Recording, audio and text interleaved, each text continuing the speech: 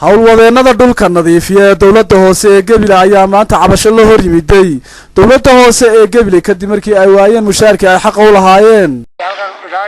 maxay ka mudaharaadayaan midabkoodana wada arkaysa waxay cunayeen way ka weeyeen mushaarkii ma la mushaarkii way doonayaan bilood bad leeyahay horta mushaarka mise bilood bad leeyahay bishii naga tagtay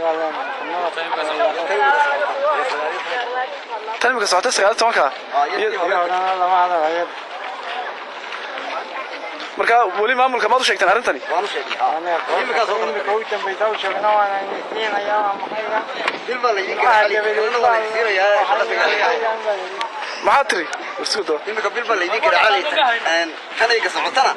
والله يدي ترى مريني يا xildhibaano ka tirsan golaha deegaanka Gabiley oo aan arintani wax ka weydiinay ayaa waxa hadaladoodii kamid ahaa maalin ayaan daraahayn hadda marka maanta shaqaaliyada dawladda hoose mushaarkooda ay leeyihiin ayadoo waliba 2014 kamiisada aan ugu darnay annagoo shaqaalaha daryeelka nadaafadda u kordhinay 20% mushaarkooda oo golaha cod aqlabiyada ku ilaatan kuwa ku ansixiyeen in maanta ay mushaarkoodii hore leeyihiin waxaan cadeynayaa in ilaa bisha kooxnaad ama inta sanadka dhan ay leeyihiin kororkii aanu ansixnaa anagu ee miisaaniyada ku jiray qoluhu sidee maayarka u doorteen bay u ansixiyeen miisaaniyada shaqaalaha loo kordhiyay saas sharci ku tahay waxay maamulka dawladda hoose noo sheegeen golaha dhameystiran in maalin madaxweynuhu yimid Gabiley oo habeenkii noo joogay ay ku baxday casuumadiisii 260 milyan inagoo dakhliga kastamka maanta inaga soo gaalobnahay oo caqliga bini'aadamka galiya in maanta shaqaalaha xishish guriga mushaarkoodii waayaan oo ayaan daro وفائدة أنو كهنا حكومة الجمهورية.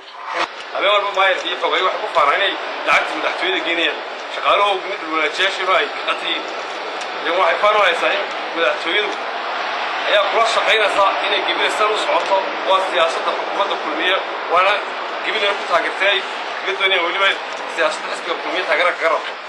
xogayaha fulinta dawladda hoose ee Gabiley Cabdiraxmaan Nuur Abakar oo isagana aan wax ka weydiinay ayaa ka gaabsaday inuu wax tafaasiil ah ka bixiyo arrimahaasi.